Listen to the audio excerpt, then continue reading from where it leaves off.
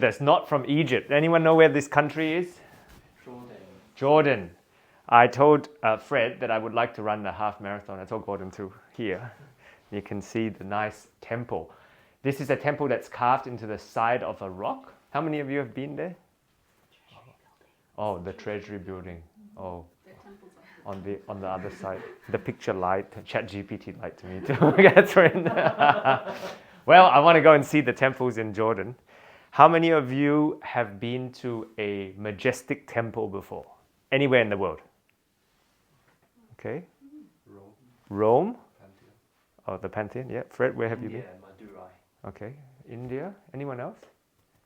Temples are associated often, most of the time, with ancient civilization, right? Is there a modern temple that you've been to? Cathedrals near. Oh, cathedrals? But they're still old, isn't it? Not in the last 100 years. Yes? The Freemasons temple. Oh, Freemasons. Oh, okay.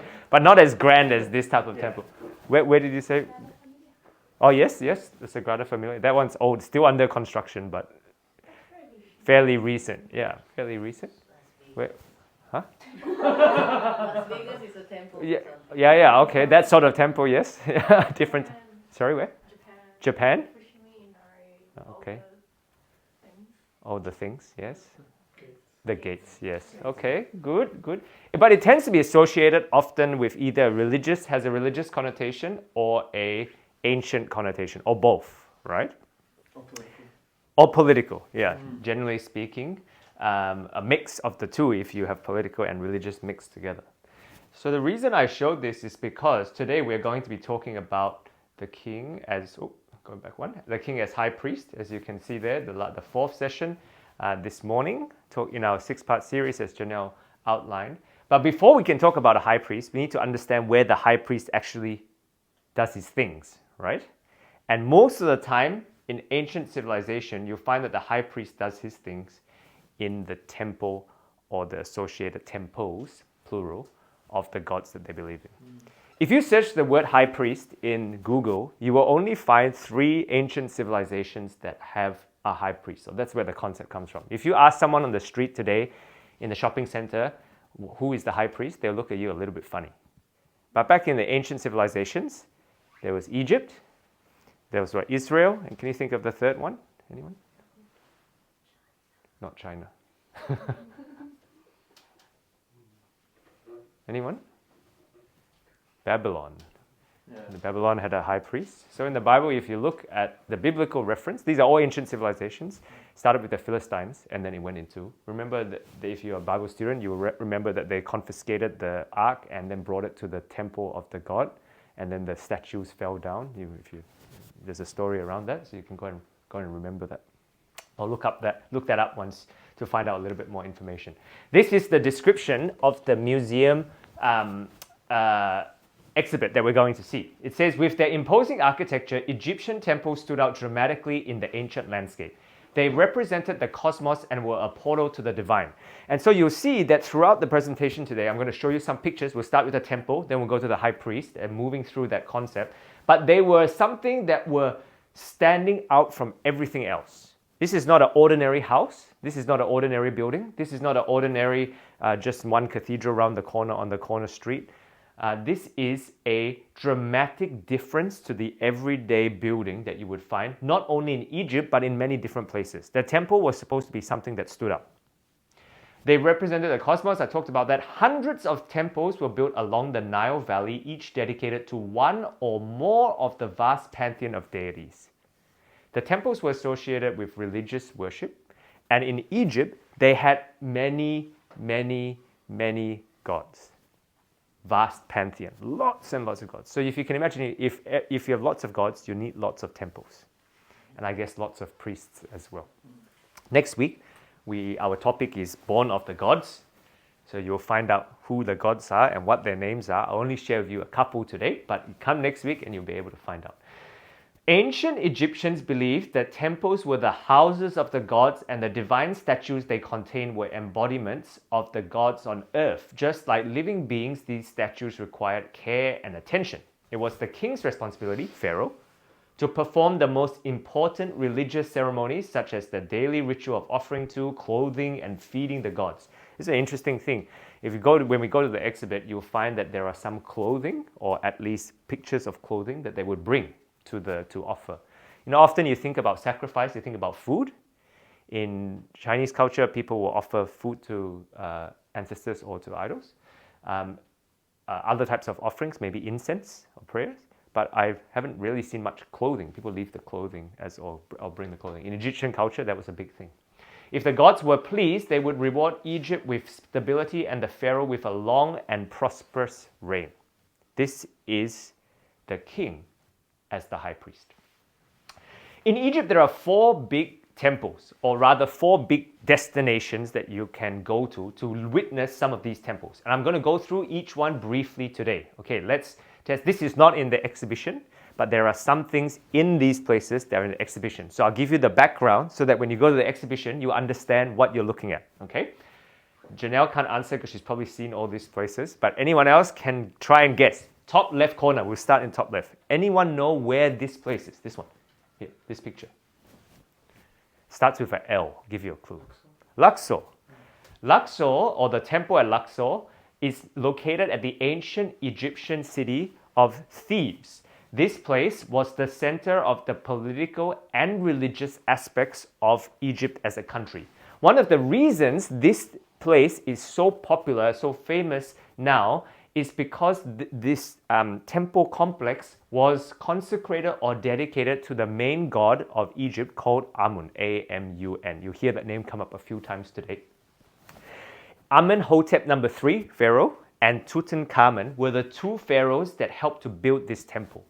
Because only the 2 of them built or contributed to this temple, many of the things that remain in this temple complex were well preserved. When we go to the exhibition, we will see a little inscription. I didn't put it up today because there's too many things I wanted to show you. But they will show you an exhibit or an artifact where people, when they go to the temple, one pharaoh will build the temple, or rather renovate the temple to become better when they become pharaoh. So let me give you an example. Let's say Pharaoh Fred builds a temple. When I become Pharaoh Darrow, I will want to take over that temple and make it better. But in order for it to be, and I'll explain why later on, in order for it to be my temple, I need to get rid of everything that tells people that Fred had built that temple. So what they need to do is they need to scratch out or cut out all the inscriptions of you remember the lintel and all those things, the cartouche? I need to get rid of Fred's and then put mine on. So there are some of these temples where unfortunately the quality of the statues and things have been diminished because people, pharaoh after pharaoh after pharaoh, have been scratching out things from their previous pharaohs to make it better. And so some of these places you won't see it. But in Luxor, there's only 2 pharaohs that contributed to that temple. So many things are still preserved. They still look really nice. So if you want to visit a temple that looks nice, you need to go to Luxor. Many things are still intact. You can see this sculpture here is really, really cool, right? Really, you can see all the features still there. The second one, the bottom left corner, anyone know where this one is? And there's a reason why it's lying down. If you come next week to the last presentation, I'll tell you why the statue is not standing up.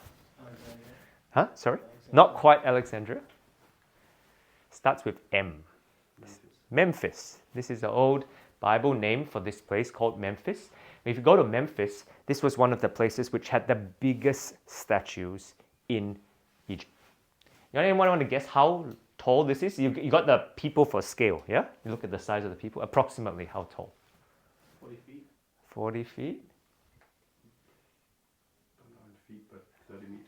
30, not quite 30 meters, I don't think. Grace is trying to count the number of people and the size. It's about 10 to 15 meters high. It's quite tall.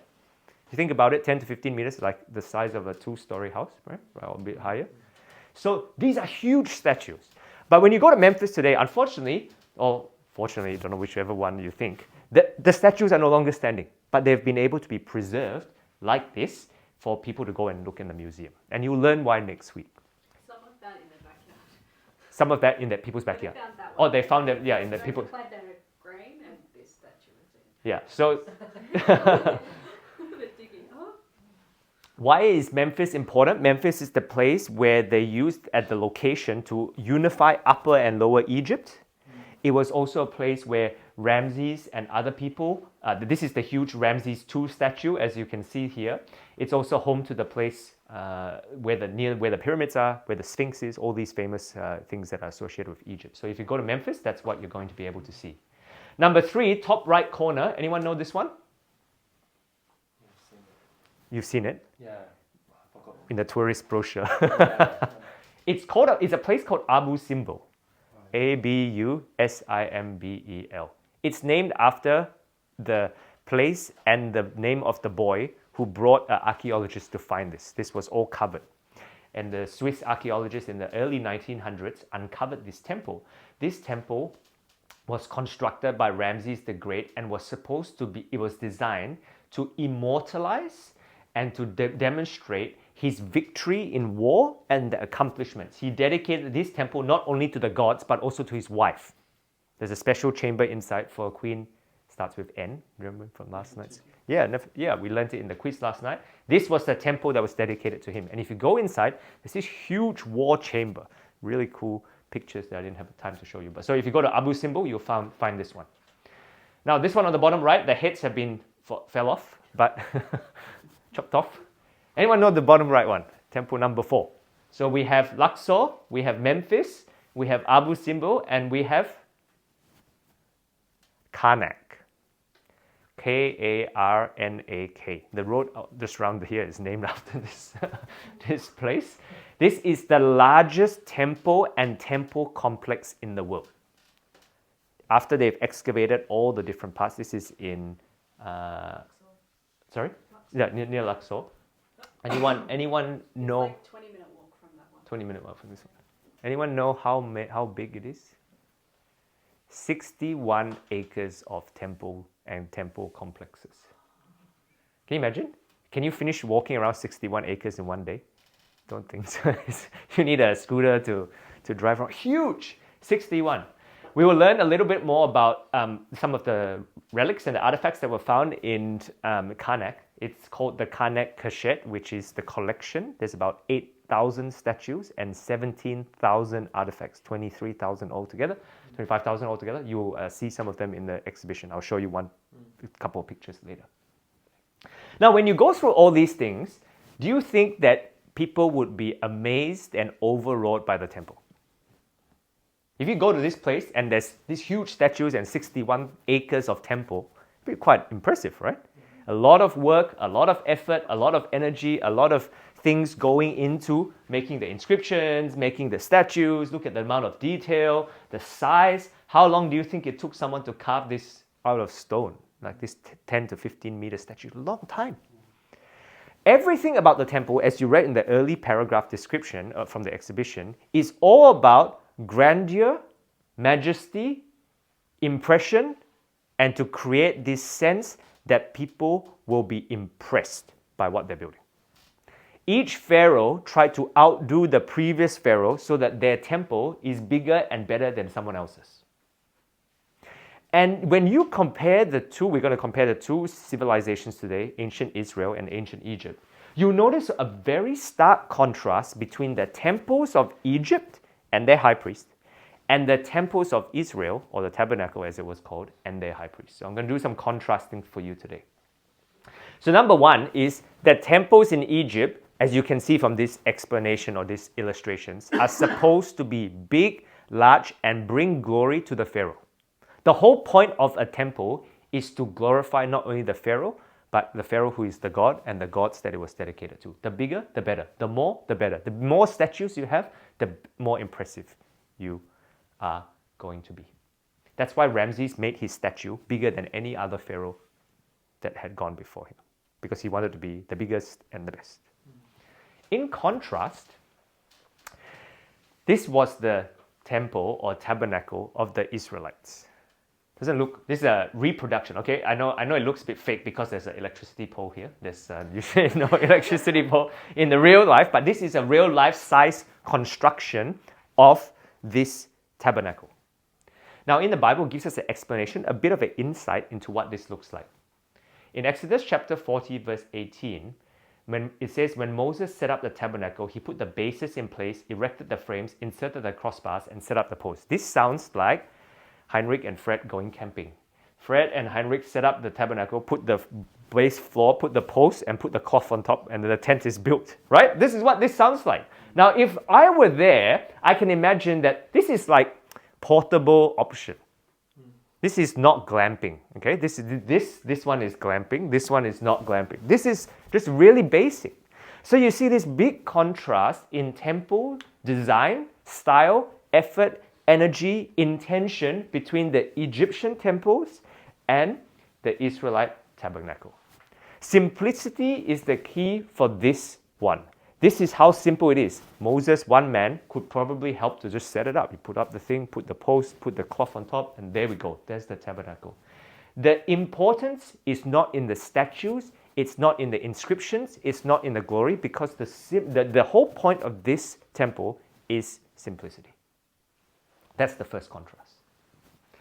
Now, if you go to Abu Simbel, we're going to talk about Memphis next. You see the contrast already between Luxor, the top left corner, the big grand inscriptions and statues, compared to the simplicity of the ancient tabernacle in Israel. Now, if you go to Memphis, on the bottom left-hand corner, you will see this massive statue of Ramesses II. In the exhibition, we are going to look, I know this is like, what is this thing, right? This is part of the exhibition. This is the fist. You see the fist? This is called Ramesses the Fist. Now, when Napoleon was conquered in 1798, this was given from the French to the British. That's how it ended up in the British Museum. Okay, how big do you think this fist is? I gave you a clue already. Show you the picture of the statue. How big do you think it's like this? Just like, sorry, like your head? No, we hold a person. Hold a person. 2 meters. 2 meters. 5. It's about 1.5 meters by 1 meter. How much do you think this fist weighs? Fist. 1,400 kilograms. So when we go to the museum, you can take a picture next to the fist, okay? You may be a bit shorter than you, but if you try and lift it, no one can lift this thing. It's 1,400 kilograms. If this is 1,400 kilograms, how much do you think the statue weighs? Huge. This thing is massive. And so when you go to it, you will see that this is important. And why did Ramesses make such a big deal of this? This is made out of granite stone. And why did he make such a big deal of it? It was because he wanted that statue to be as big as possible in front of the temple, so that everyone would know, as I mentioned before, that he is the biggest and best thing. Now, people travel from far and wide across Egypt, even from neighboring countries, just to see Mr. Ramesses' statue, Pharaoh Ramesses, just to go to his temple. The whole point of the temple was not only to be grand, to draw glory to the Pharaoh, but was to make people want to come to the place to see it. The idea of the temple in ancient Egypt is to pull people in. It's to draw and make people come to admire how big and good the Pharaoh and God was. That's the purpose. So not only is it supposed to be grand, it's supposed to force people to come and see that I am greater than you. Right? You know, when you go to some of these places, some tourist attractions, you get that same impression. Wow, this is such a spectacular, superior place. I feel so inferior. The whole idea of making this thing so big, especially in Memphis, is that people would feel small compared to the Pharaoh. They know that he is in charge, that he is important, that he is the king and the God and the ruler. I want you to notice the contrast between Mr. Big Fist and the ancient Israelite tabernacle or temple. In Exodus chapter 25, verse 8, it says, "Let them make me a sanctuary," that's another name for tabernacle or temple, "that I may dwell among them." The whole point of the Israelite sanctuary is that God wanted the focus to be on the people, not on him. So by creating a very simple structure, it is not necessary that people travel 800 kilometers just to go and see the big statue of Ramesses, but that God could be right in the middle of where everyone is staying. Now, if you were, usually when they pitch their tents, as you can see illustrated in this picture, they pitch on a flat area. So if you were standing flat on the ground, you wouldn't be able to see the tabernacle except for maybe the pillar of cloud that was associated with the ancient Israeli sanctuary. And so you can see here that the intention is not that people had to travel from far and wide just to come to see the temple, but people could see the cloud there and realize that God was wanting to dwell with the people. Ancient Egypt, the focus of the pharaohs is that they want people to come and bow down to them in the temple. Ancient Israel, the difference is that God wants to stay and dwell in the tents with other people. Simple tent for a God that wants to be with his people. Not a complicated temple for people to come and bow down to the Pharaoh. See the difference? Okay, well, now let's go to the third one. We go to the top right temple now. We're going to contrast in Abu Simbel. Remember I told you that this was a place, which Pharaoh built this one? Ramesses the Great. This is a picture that you will see in, hat is very big. This is a statue that you will see in the exhibition, okay? Now this statue is of Ramesses the Great, and he was also affiliated, most commonly affiliated, his favorite god, let me put it that way, okay? There's an interchangeable relationship that they had with their gods, is Amun-Ra, the god that is supposed to be the all-powerful god of Egypt. This statue is small. This is not 15 meters higher. This is a figurine type size. Okay, so we have to look for it. But the uniqueness about this is, what did you think the uniqueness is? Use a skateboard. Skateboard, no. Not quite skateboard. The hat is really. The hat is really high, and it is gold. So this is one of the few artifacts that they found where the gold hasn't been chipped off. People steal or melt or would have already sold this for money because the stone is not so valuable, the gold is valuable, right? The other reason why it's impressive is because that hat, he looks like he has two hats, right? He has one hat here, the metal bit, and then one hat on top. This is a special type of headdress that you wear in the temple. This is for temple ceremonies. This is not for everyday king, like going out for shopping and I wear this hat. So this is specifically Ramesses II doing things in the temple. And the reason why this is so special, this particular exhibit artifact, is that this type of statue is only found in the secret chamber of the temple, sacred chamber, not secret, sacred chamber, where the king, Pharaoh, and the priests are allowed to go. Common people cannot see this. Only once a year, twice a year, when they have a special ceremony, they will bring this shrine out as they have a ceremony where they bring some statues from Temple 1 to Temple 2 and then back to Temple 1, that people are able to see it. So if you look at Abu Simbel, I'll come back to this picture in a second, this design of this temple, there are enough sacred chambers in there where you will not be able to access if you were living in those days. If you are a pleb, slave Egyptian, everyday Egyptian, you'll be hanging out only in the outside. You can't see many of these things. How do we know that that is the type of philosophy that the pharaohs had? Well, here's another picture. These three figures were decorating the sacred boat called a bark that were used to carry the divine statue, this one, something like this, the gold one, between temples, processions outside. Now this is, who is this? Pharaoh. How do we know it's Pharaoh? Headdress. Who is this? Osiris? Yes, I think it's Osiris. And then this one? Set. So sorry, this is Horus, and then this one, no, Horus is the jackal head one, and they have two names. Horus is interchangeable. He has both a jackal head and some sort of falcon head. Osiris is a bit different. It has the other, has the eye on top of it.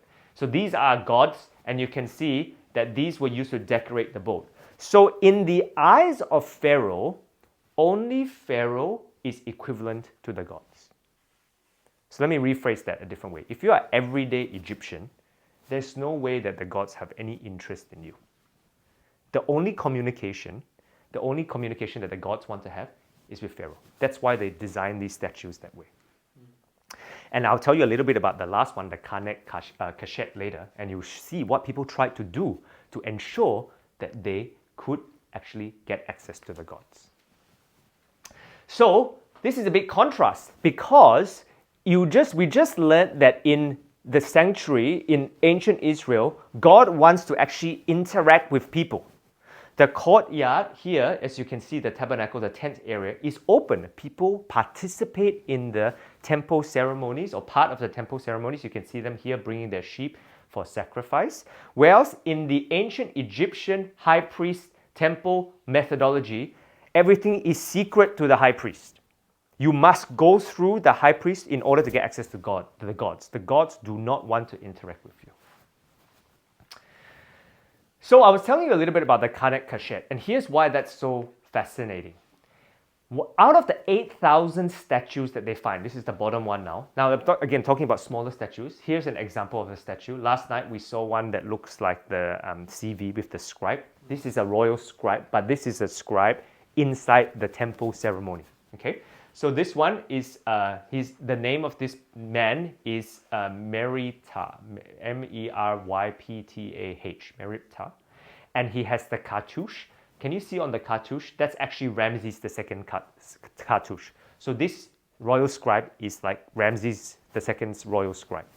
And there are 8,000 of these things here. You will see that there's animals on it and there's different things. This is a worship statue. This is part of that Karnak cachet that is buried here. And we will go to the museum and you'll be able to see this one and others like it. If you were a scribe or an official and you wanted to gain favor with the pharaoh or favor with the gods, you need to make a statue. The reason why there's 17,000 artifacts and 8,000 statues is because people who wanted to be part of the in crowd or the elite group or the communicating with the gods or in favor with the gods, they need to have a statue of their own. So you go to this 61-acre place, this temple complex, and you'll find thousands of these statues because all these people are trying to buy their way to getting favor with the gods. I'll just go back to the original description.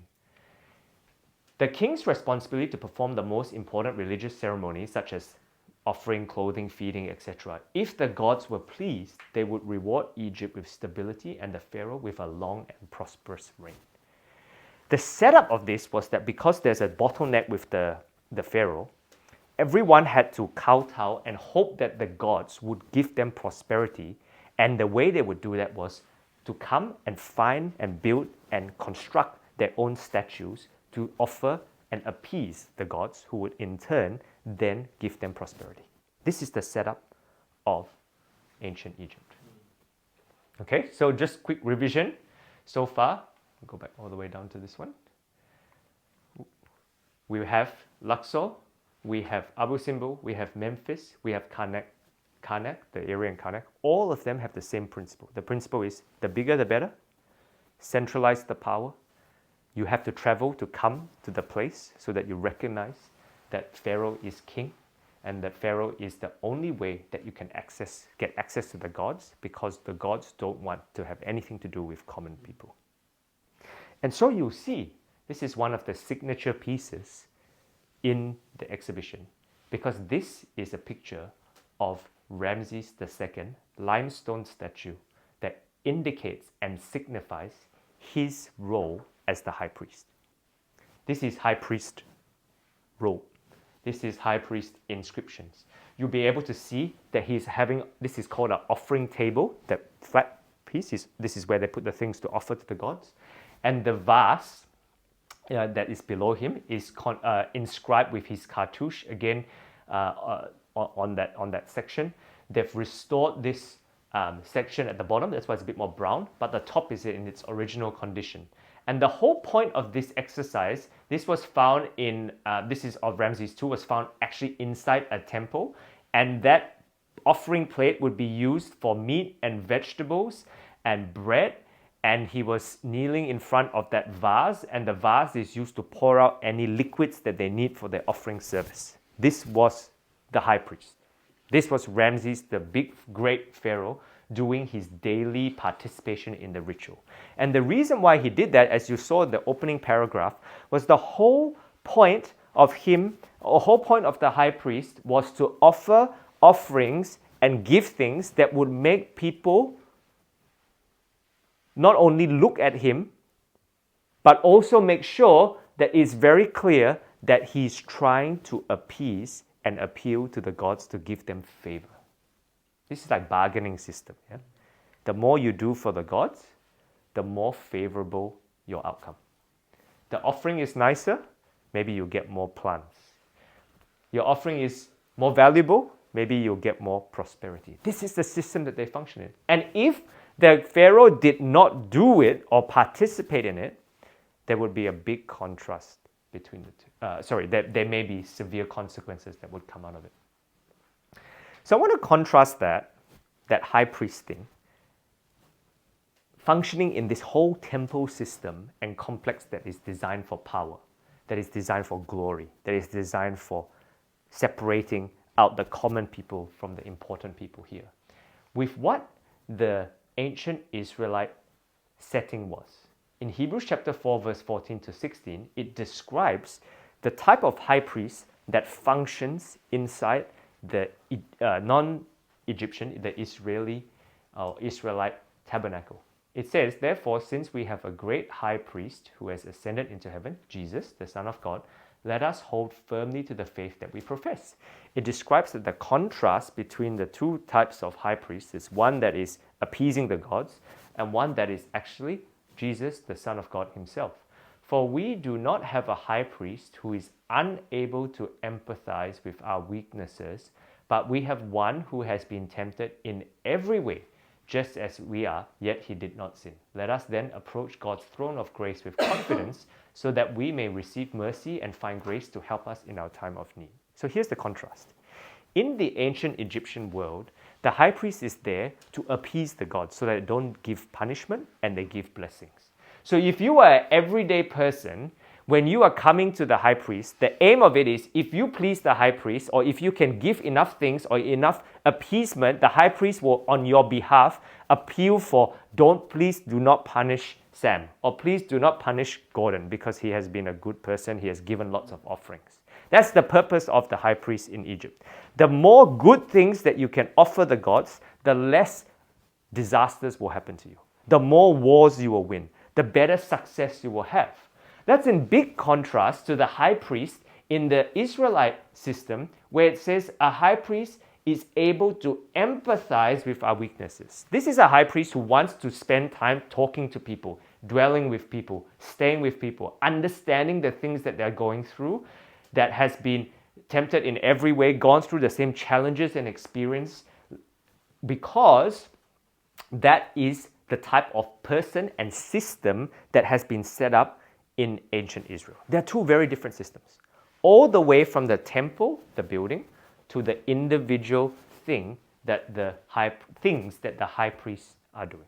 And here's the clincher for me, the last paragraph on that screen. Because if you have a system where the bigger the better, the grander the better, the focus is on the pharaoh, the focus is on the king, the focus is on how to appease the gods to stop them from destroying you, you will build all these statues and artifacts and items to head towards that goal. That's why we find big temples. That's why we find big statues.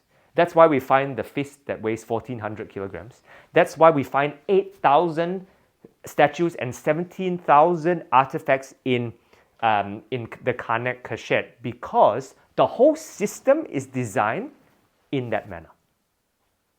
If you go to the ancient Israelite system of worship, you don't find any artifacts at all. There's no inscription. We don't even know where this tabernacle is today. Probably the tent has melted, the skin has gone, the poles have disappeared. The Ark of the Covenant is nowhere to be found. We don't know where it is. There's no relic of artifact. There's no 61 acres of temple, because the focus is different. The focus is this: let us then approach God's throne of grace, where God sits, with confidence that we are able to find grace and mercy to help us in time of need. The purpose of the ancient Egyptian temple and high priest system is to appease. The aim of the Israelite high priest and tabernacle system is to bring God closer to us so that we can come to Him with confidence, with mercy and grace. If you went to the ancient Egypt temple without a statue, goodbye to you. Good luck to you. If you came without an offering, not even going to entertain your desire, your want, your request. Whereas on the other side, it says here, because we have Jesus as our high priest, it allows us to come to Him for mercy and grace, even if you don't have a sacrifice. You see the difference and contrast? That's why you have no artifacts in the ancient Israelite system, because it's not about how big the tabernacle is, not how powerful the king is, not how much gold is in his hat, not how heavy is the feast, or how big the temple, how impressive it can be, because the whole point of the exercise is that God wants to dwell with the people. The whole point of Pharaoh is that he is like trying to, okay, I'll go and talk to the gods. Please don't strike us down. So when you see all these aspects, you have not only, as we have learned in the last few sessions, a whole different way of governance, ruling powers, but you have a whole different philosophy of how people interact with the supernatural deities that they believe in. One is control, power. Please give me some prosperity for my crops. Another one is God wants to come down and hang out and dwell and spend time talking, interacting, empathizing with every single human being. That's the contrast.